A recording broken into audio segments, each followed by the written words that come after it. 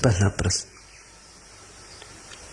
कुछ दिन ध्यान में जी लगता है, फिर कुछ दिन पूजा और भजन चलता है, लेकिन एकाग्रता कहीं भी नहीं होती। अपनी इस स्थिति से परेशान हूं, कृपा कर मुझे साथ दें। मन का स्वभाव ऐसा, न यहां लगता न वहां लगता। मन का स्वभाव है द्वंद्व। जो करोगे वहीं से उछता हुआ लगेगा, जहां हो वहां से भागा हुआ रहेगा, जहां नहीं हो वहां का रस जन्मेगा। जो मिला व्यर्थ हो जाता, जो नहीं मिला वे दूर के ढोल बड़े सुहावने लगते। मन के स्वभाव को समझो। न तो ध्यान काम आता न भजन काम आता, मन के स्वभाव को समझना काम आता। मन की ये प्रक्रिया है। पद मिल जाए तो असंतुष्ट, पद न मिले तो असंतुष्ट, पद न मिले तो पीड़ा, पद मिल जाए तो व्यर्थता का बोध। गरीब रोता अमीर नहीं, अमीर रोता कि अमीर हो गया, अब क्या करूं। जो भी तुम्हारे पास है वो पास होने के कारण ही दो कौड़ी का हो जाता है, और जो तुमसे बहुत दूर है, दूर होने के कारण ही उसका बुलावा मालूम होता है।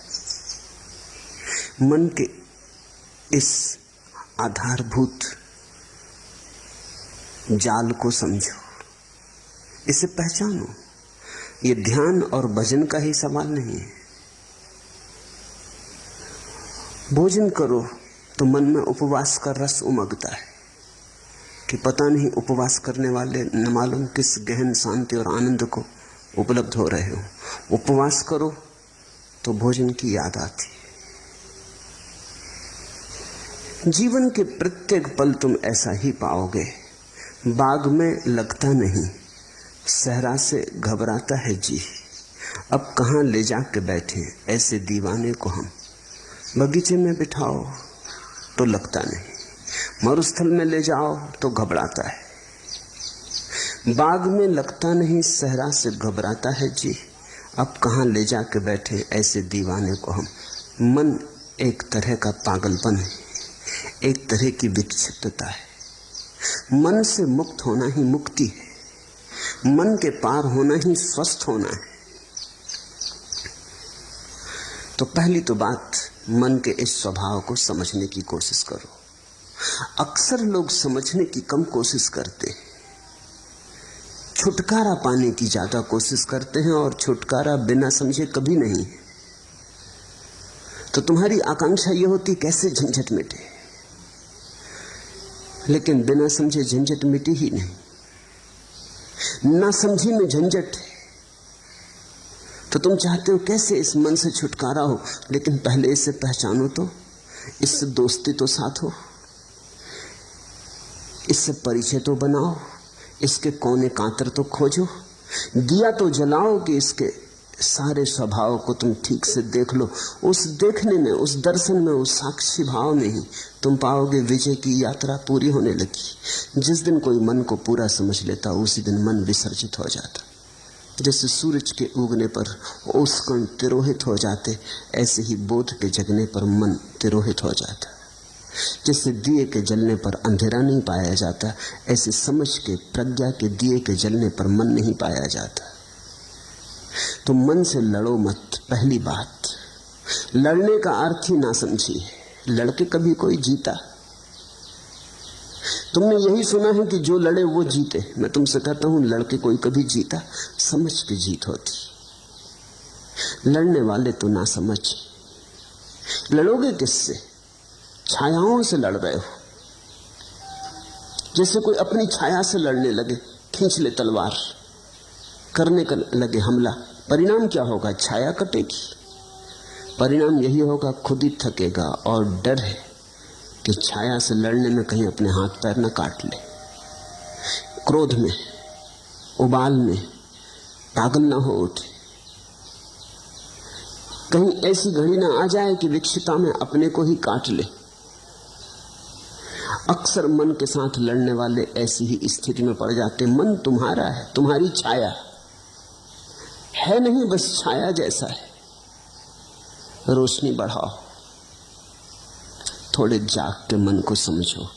जब ध्यान करो मन कहे भजन में, तो जरा जाग के देखो, एक तरफ खड़े होकर देखो कि मन क्या कह रहा है। जब भजन करो और मन कहे ध्यान लगाओ, तब जाग के देखो कि मन क्या कह रहा है। इसकी चालबाजियां पहचानो, इसकी कूटनीति पहचानो। मन बड़ा राजनीतिज्ञ है,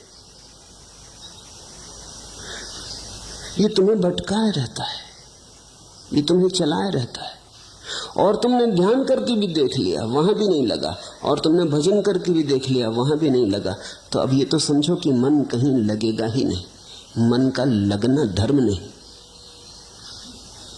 ना लगना मन की आदत है। कहीं लगता नहीं, जो नहीं लगता वही मन है। तो अब जब मन तुमसे कहे कि ध्यान करो, क्या भजन में पड़े हो, तो जाग के देखना कि ये फिर वही मन जो कहीं नहीं लगता, भजन में भी नहीं लगा था। तब इसने कहा था ध्यान करो, अब कहता है भजन करो। पहले कहा संसार में उलझे रहो, फिर कहा संन्यास ले लो। अब संन्यास में भी नहीं लगता, कहता है संसार में लौट चलो। इस मन को जरा देखना, कुछ करने की बात नहीं है, सिर्फ शांत भाव से देखना। तुम्हारे देखने में ही तुम पाओगे मन गिरने लगा, तुम पर उसकी पकड़ जाने लगी। तुम पर पकड़ छूट जाए, तुम थोड़े शिथिल हो जाओ मन के पास, तुम थोड़े बाहर सरकने लगो। न तो ध्यान से घटती है बात, न भजन से घटती है, समझ से। इसलिए समस्त धर्मों का सार है जागरूकता। प्रश्नकर्ता पूछता है, एकाग्रता नहीं बनती। एकाग्रता की खोज ही गलत है, जागरूकता खोजो। एकाग्रता की खोज तो फिर मन के ही सिक्कों में फंसे। ये मन ही है जो कहता है एकाग्र बनो, ये तुम्हें असंभव चीजें करने को देता है, फिर वो नहीं होती तो तुम हारे थके परेशान हो जाते हो। एकाग्रता की कोई जरूरत ही नहीं। थोड़ा जीवन की गणित की व्यवस्था के सूत्र समझने चाहिए। पहला सूत्र, जब भी मन नहीं होता तब तुम एकाग्र होते हो। कभी अपने काम में पूरे संलग्न, चाहे बुहारी लगा रहे हो घर में, लेकिन पूरे संलग्न। अचानक तुम पाते हो मन नहीं, संगीत सुनते संलग्न, मन नहीं है। चित्र बनाते, किसी भी घड़ी जब तुम पाते हो कि मन नहीं है, तुम ही हो, तो एकाग्रता अपने आप घटती है। एकाग्रता घटाई नहीं जा सकती। एकाग्रता मन की तन्मयता का परिणाम है। जब मन डूबा होता है तब तुम एकाग्र होते हो, जब मन उभर आता है तब तुम अनेकाग्र हो जाते हो। मन तुम्हें अनेक में बांट देता है, खंड खंड कर देता है। अब तुम चेष्टा कर रहे हो एकाग्र होने की। एकाग्र होने की चेष्टा और झंझट लाएगी, क्योंकि करोगे किससे चेष्टा तुम एकाग्र होने की? मन से ही करोगे। सब चेष्टा मात्र मन से होती। अब तुम एक ऐसे काम में लगे हो जैसे कोई आदमी अपने जूते के बंद खींच खींच के खुद को उठाने की कोशिश करे। खुद को कैसे उठाओगे? जूते के बंद खींच के थोड़े बहुत उछल कूद लो, फिर बार बार जमीन पे पड़ जाओगे। ये असंभव चेष्टा है। मन कभी एकाग्र नहीं होता। जब एकाग्रता होती तो मन नहीं होता। तो तुम मन के द्वारा एकाग्र होने की चेष्टा ही छोड़ो। तुम तो छोटे छोटे कामों में रस लो। रस का परिणाम है एकाग्रता। बुहारी लगाओ तो ऐसे लगाओ जैसे भगवान के मंदिर में लगा रहे हो, चाहे घर तुम्हारा ही हो, है तो भगवान का ही मंदिर। भोजन करो तो ऐसे ही करो जैसे भगवान को ही भोग लगा रहे हो। भोजन तो तुम ही कर रहे हो, लेकिन अंततः तो भगवान को ही लग रहा है भोज। वही तो तुम्हारे भीतर आके भूख बना, उसी ने तो तुम्हारी भूख जगाई। वही तो तुम्हारे भीतर भूखा है, उसके लिए तो तुम भोजन दे रहे हो। रस जगाओ, एकाग्रता की बात मत उठाओ। रस का सहज परिणाम एकाग्रता है। जो करते हो उसे रसपूर्ण ढंग से करो, उसमें डुबकी लो। छोटे और बड़े काम नहीं है दुनिया में, जिस काम में तुम डुबकी ले लो वही बड़ा हो जाता है। बुहारी लगाने में डूब जाओ वही बड़ा हो जाता है। कबीर कहते हैं, खाऊं पीऊं सो सेवा, उठूं बैठूं सो परिक्रमा। मेरा उठना बैठना उस परमात्मा की परिक्रमा है, और जो मैं खाता पीता हूं यही उसकी सेवा है। रस, मेरे देखे अधिक लोगों के जीवन का कष्ट यही है कि वो जीवन में कहीं भी रस नहीं ले रहे। जो भी कर रहे हैं बेमन से कर रहे हैं क्योंकि करना है, खींच रहे हैं। जैसे बैलगाड़ी में जुटे बैल, ऐसा जीवन को खींच रहे हैं, नाचते हुए, उमंग से भरे हुए नहीं। अगर तुम कोई ऐसे काम में लगे हो जिसमें तुम रस ले ही नहीं सकते तो बदलो वो काम। कोई काम जीवन से ज्यादा मूल्यवान नहीं। अक्सर ऐसा हुआ है, हो रहा है कि लोग ऐसे काम में उलझे हैं जो उनमें रस नहीं जगाता। किसी को कवि होना था, वो जूते बेच रहा है, बाटा की दुकान पे बैठा, और जिसको बाटा की दुकान पे बैठ रहा था वो कविता कर रहा है, तो उसकी कविता में जूते की पालस की गंध आती,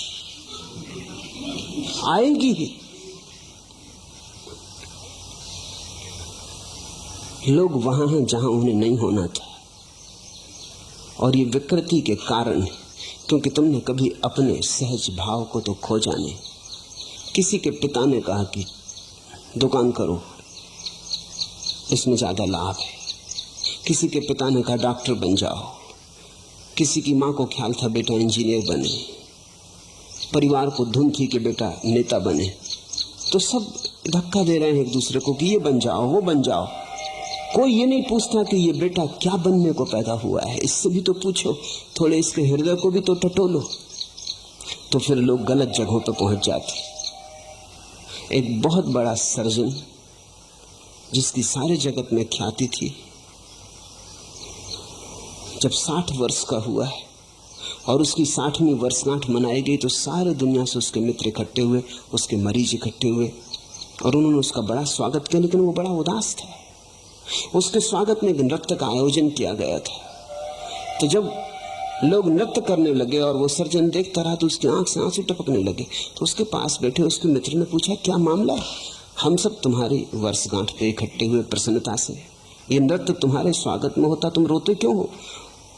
तुम्हारी आंख में आंसू क्यों है? तुम किस पीड़ा से भीग गए हो? उसने आंसू पोंछ लिए। उसने कहा कि नहीं, वो कोई बात नहीं। पर मित्र ने जिद की, कहा कि क्या तुम्हें कोई जीवन में विफलता मिली? तुम जैसा सफल आदमी नहीं, तुमने जो ऑपरेशन किया सफल हुआ। तुम्हारे जैसा कुशल सर्जन दुनिया में नहीं, फिर क्या?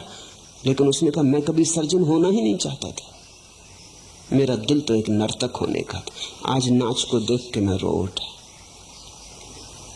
मैं छोटा मोटा नर्तक होता, कोई मुझे ना जानता तो भी मेरी तृप्ति होती। आज मैं दुनिया का सबसे बड़ा सर्जन, लेकिन मेरी कोई तृप्ति नहीं। मेरी नियति ही मुझे न मिली। तो आज भी जब मैं किसी को नाचते देखता हूं तो बस मुझे याद हो आती। तुम अपनी जिंदगी को गौर से देखो। पहली तो बात, जो कर रहे हो उसमें रस लेने की कोशिश करो। हो सकता है तुमने रस का अभ्यास नहीं किया, तुम्हें किसी ने सिखाया ही नहीं कि रस का अभ्यास कैसे करना। रस के अभ्यास का पहला सिद्धांत है कि जो भी कर रहे हो इसका परिणाम मूल्यवान नहीं है। तुम्हें यही सिखाया गया कि परिणाम मूल्यवान है। तुम करते हो, उससे 10 रुपए मिलेंगे कि 1000 रुपए कि लाख रुपए मिलेंगे। लाख रुपए में मूल्य है, परिणाम में मूल्य है। रस का सिद्धांत है, जो तुम कर रहे हो वो अपने आप में मूल्य है, अंतर्निहित है मूल्य। 1000 मिलेंगे 10,000 मिलेंगे वो बात गौण है। करने में जो डुबकी लगेगी वही बात महत्वपूर्ण है। अगर डूब गए तो मिल गए करोड़ों, अगर न डूबे और करोड़ों भी मिले तो कुछ भी न मिला। वो समय व्यर्थ गया जो बिना डूबे गया। वो दिन व्यर्थ ही बीते जो बिना डूबे बीते। जब रस धारणा बही तो तुम जिए न जिए बराबर। रस विमुग्धता में ही जीवन है। तो पहली तो बात, जो कर रहे हो, तुमसे नहीं कहता कि जल्दी बदलने में लग जाना, क्योंकि हो सकता है तुम अपना काम भी बदल लो और रस ना आए, क्योंकि रस आने की तुम्हारी आदत ही ना रही हो, तुमने रस बनाने की बात ही ना बनाई हो। तो पहले तो जो कर रहे हो उसमें रस लेने की कोशिश करना। 100 में 50 मौके तो ऐसे हैं कि तुम उसी में रस ले पाओगे। रस लेते ही एकाग्रता हो जाएगी। देखा, स्कूल में छोटे बच्चे पढ़ते हैं, बाहर चिड़िया गुनगुनाने लगी गीत, बच्चा एक तक होकर सुनने लगता है, शिक्षक डंडा पीटता है टेबल पर कि यहां ध्यान दो, एकाग्रता करो। एकाग्रता बच्चा कर ही रहा है, मगर शिक्षक पे नहीं कर रहा, ये बात सच है। ये ब्लैक बोर्ड पे नहीं कर रहा, ब्लैक बोर्ड पे लिखे अक्षरों पे नहीं कर रहा। लड़का तो एकाग्रता कर ही रहा है, एकाग्रता तो हो ही रही है। वो जो चिड़िया गीत गा रही वो उसे सुन रहा है। शिक्षक कहता एकाग्रता करो, मन को ऐसा विचलित मत करो। बात बिल्कुल गलत कह रहा है शिक्षक। शिक्षक उसके मन को विचलित करने की कोशिश कर रहा है। वो एकाग्र है। अगर कोई बाधा ना दे तो ये सारा संसार थोड़ी देर के लिए मिट जाएगा। वो चिड़िया की गुनगुनाहट होगी, उसका गीत होगा, इस बच्चे की भावदशा होगी, और ये एक बात सीख लेगा, रस की। रस चूंकि उसे चिड़िया के गीत में आ रहा है, इसलिए एकाग्र हो गया है। उसी कक्षा में ऐसे बच्चे भी होंगे जिन्हें रस गणित के सवाल में आ रहा है, वो वहां एकाग्र हो गए। हमें लोगों को एकाग्रता नहीं सिखानी चाहिए, उनका रस देखकर उन्हें दिशा देनी चाहिए। जो बच्चा गणित को सुन के एकाग्र हो गया, बाहर भौंकते कुत्ते, लड़ती बिल्लियां, गीत गाती चिड़ियां, रास्ते पे बैठे मदारी की बीन कुछ नहीं सुनाई पड़ती, ये बच्चा आइंस्टीन होने को पैदा हुआ है। इसकी एकाग्रता ही खबर देती है। अब इस बच्चे से तुम कहो कि चिड़ियां गीत गा रही हैं, उन पे एकाग्रता करो, ये ना कर पाएगा, ये संभव नहीं होगा। हमें देखना चाहिए कि कहां हमारी एकाग्रता है, वहीं हमारा जीवन है। मगर आज अचानक जीवन बदलने का तुम्हारे हाथ में उपाय नहीं। आज तो पहचानने का भी उपाय नहीं कि कहां तुम्हारी एकाग्रता होती। तुम तो भूल ही गए, तुम्हारे जीवन की सारी व्यवस्था उल्टी सीधी हो गई। दूसरों ने तुम्हें चला दिया, दूसरों ने तुम्हें मार्ग दे दिया, दूसरों ने तुम्हें दिशा और आदर्श दे दिए, तुम्हें पूरी तरह भरमा दिया है। पहले तो जो काम कर रहे हो उसमें रस लेने की आकांक्षा जगाओ। जो काम कर रहे हो उसे इतने भाव से करो, इतनी मगनता से करो कि उससे अतिरिक्त ऊर्जा बचे ही नहीं विघ्न बाधा डालने को।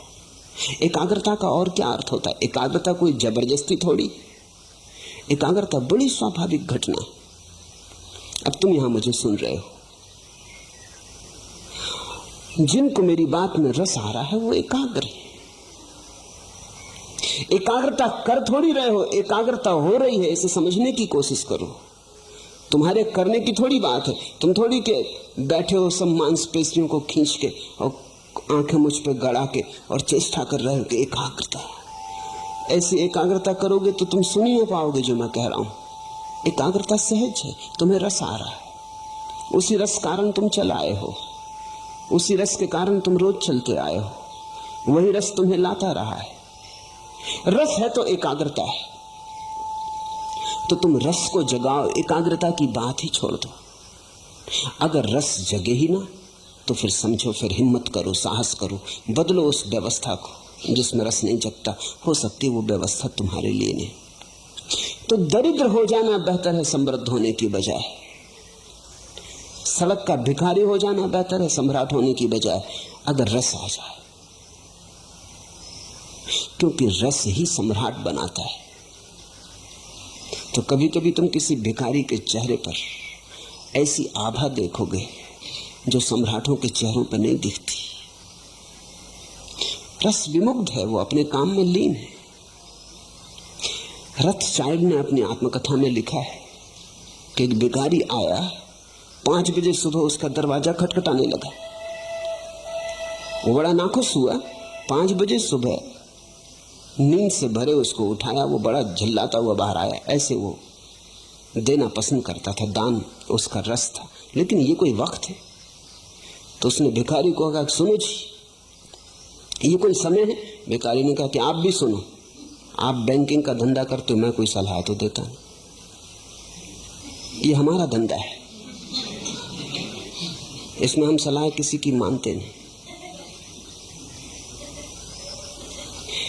रथचाइल्ड ने प्रकाश जलाया कि इस आदमी को देखना चाहिए जो दुनिया के बड़े से बड़े करोड़पति को कह सकता है कि सुनो, तुम बैंकिंग का धंधा करते हो, हम तुम्हें कभी सलाह देते नहीं, हमारी सलाह का कोई मतलब भी नहीं, क्योंकि हमें कोई अनुभव भी नहीं, तुम हमें सलाह मत दो, हम जन्मजात भिखारी। उस आदमी के चेहरे को देखा, वो बड़ा प्रसन्न आदमी था। रथचाइल्ड ने लिखा, मैं मंत्र मुक्त हो गया। ये हिम्मत भिखारी की नहीं, सम्राट की होती है।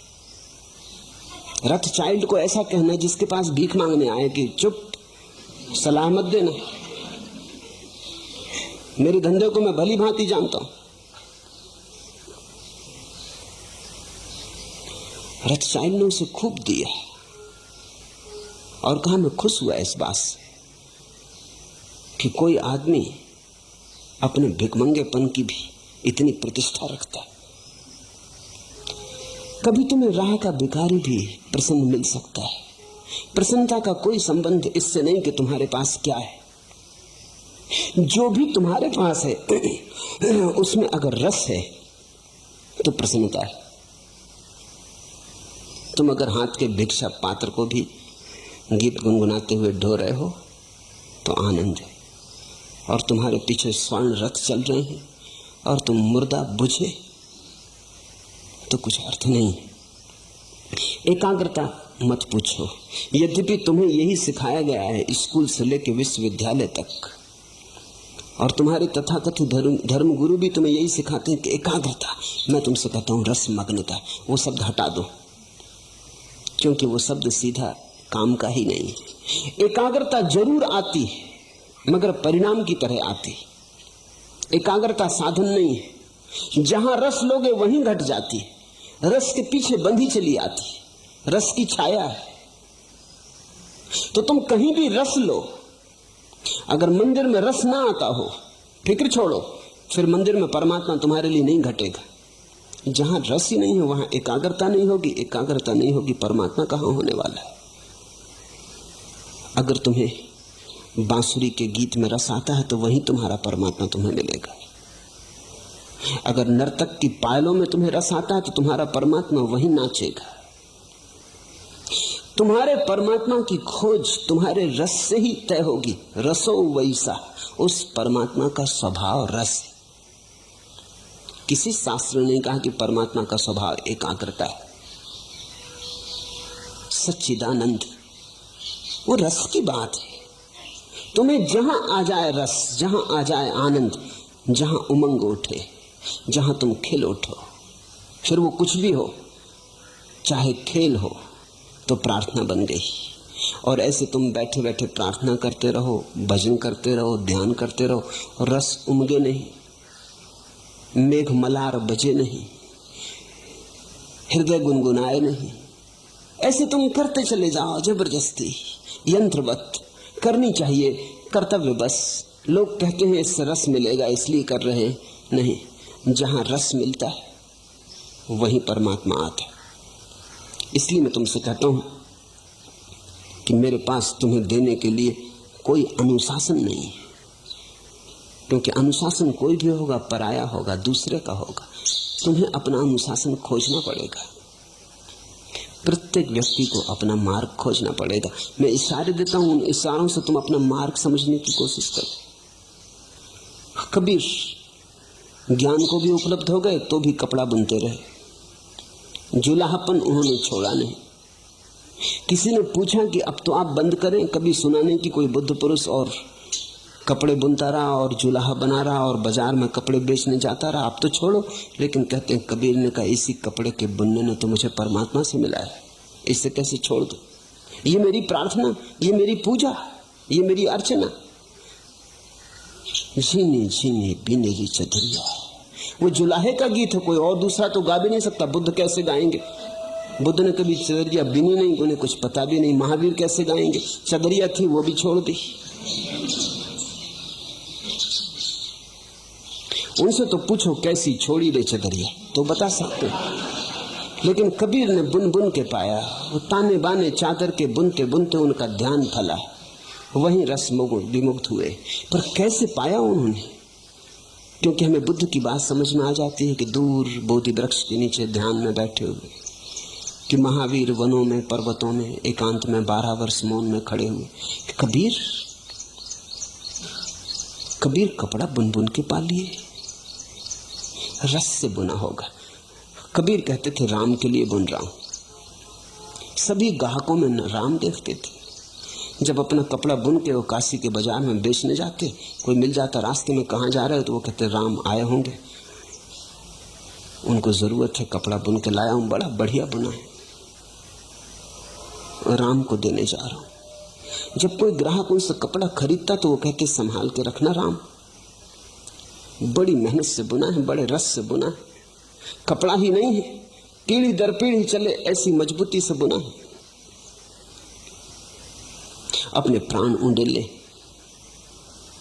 तो जिसको ग्राहक में राम दिखाई पड़े, अब उसे किसी बोधि वृक्ष के नीचे जाने की जरूरत न रही।